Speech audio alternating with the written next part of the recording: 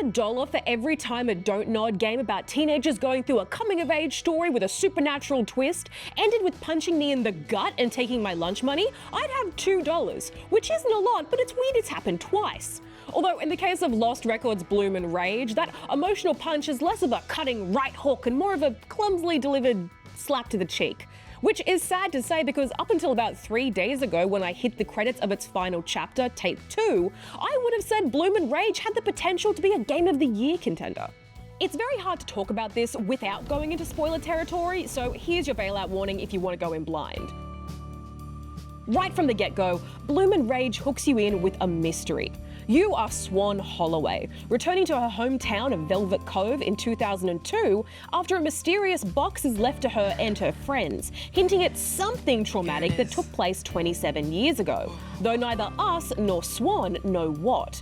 In a quiet, dingy bar on the edge of town, you meet up with Autumn and Nora, and it quickly becomes clear that whatever happened, none of you can remember exactly what it was. Until that is, you all start sifting through the hazy memories of what took place the summer of 1995, and the events that brought isolated loner and aspiring director Swan, punk musician Nora, kind-hearted and adventurous Autumn, and resident rebel Kat together over a mysterious glowing pit in the woods. Initially, things start off pretty slice of life. Swan's teenage bedroom is littered with knickknacks, very cottagecore before it was cottagecore vibes. Her camcorder, easily the most distinctive point of difference for Bloom and Rage, is used to film the world around her, sometimes to solve puzzles, but mostly to gather little snippets of Velvet Cove and its residents, all adding into memoirs you and the girls can look back on. I could have easily lost myself to hours of nature photography and silly home videos if I wasn't careful. Unfortunately, with the introduction of Corey, Kat's older sister's moldy dish rag of a boyfriend, that all takes a back seat. Corey acts as the girl's main antagonist, an abusive, insult-slinging, dear gods man, get a life, you're beefing with teenagers, 20-something. He is what initially brings the girls together as they step in to protect Swan, and from there form a seemingly unbreakable bond. As a pretty sheltered kid who didn't go out after dark or really experience anything close to a teenage rebellion phase, I can't help but feel a bit of envy for this little pack of misfits, building a clubhouse out of a totally not creepy abandoned shack, starting a band together, having sleepovers. It's all very idyllic while still feeling real. Bloom and Rage Tape 1 does a fantastic job of capturing that carefree summer vibe, the kind you can only have before your frontal lobe is fully developed and you start paying taxes. As a former teenager who still craves that sometimes cringy but heartfelt sincerity of YA fiction, this scratches that itch so thoroughly. I mean, come on, look at me, I am the target audience. There's some exceptional writing and voice acting carrying these long dialogue-heavy sections as you get to know each of the girls and deepen your relationships. Dialogue choices are kept pretty simple, usually only 1 or 2 options at a time, but depending on how you respond, you're met with either a heart icon for approval or heartbreak for disapproval. A bit less ominous and slightly clearer than this action will have consequences, which I greatly appreciated. Your choices in the past do have some ramifications on the present timeline, but from what I understand, the only variation in ending is who's present for it. I managed to get the best ending on my first try, but I am also a people pleaser by nature, so maybe I miss those juicier drama moments. I will say though, it is hard to feel like you're actively engaged in either timeline. Just when I felt myself settling into the past, I was yanked back to the present day by the semi-regular and progressively more irritating hard cuts. Just to tease the mystery box, as if the game was jangling keys in front of a baby.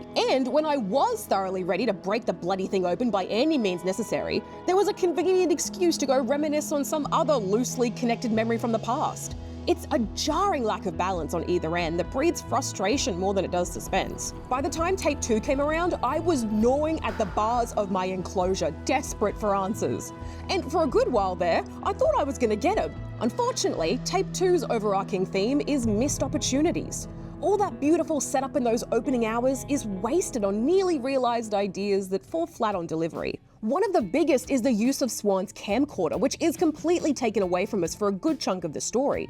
At one point, Corey starts recording with it as he chases the girls through the woods, and I thought, oh, how cool, we get to try and outrun him from his perspective, what a sick idea. Nope, that's immediately cut off after 5 seconds. Another is the reveal of Swan in the present timeline, who was entirely kept in first person, suggesting something about her appearance might be the result of the magic space hole. Nah, it's just an older looking Swan. The notes left behind in the totally not creepy cabin suggesting people have gone missing in the woods for decades before now? Never addressed. What the magic space hole is and what it actually does? Nope.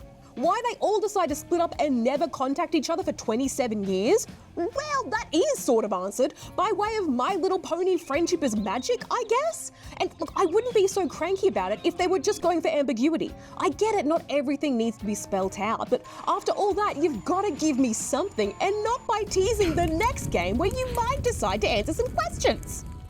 Taking 2 steps back to remember that I am an adult and this is a bunch of pixels, I wouldn't be this upset about an ending if I didn't care about the journey that got me there.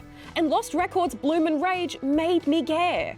I loved the coming of age story. I loved those tendrils of mystery that kept me guessing and theorizing. I love the awkward and bumbling conversations that remind me so much of a younger me. But in the end, that goodwill just couldn't get me past the disjointed storytelling and lackluster delivery of its final hours. An unfortunate end to what could have been an incredible game. Pass.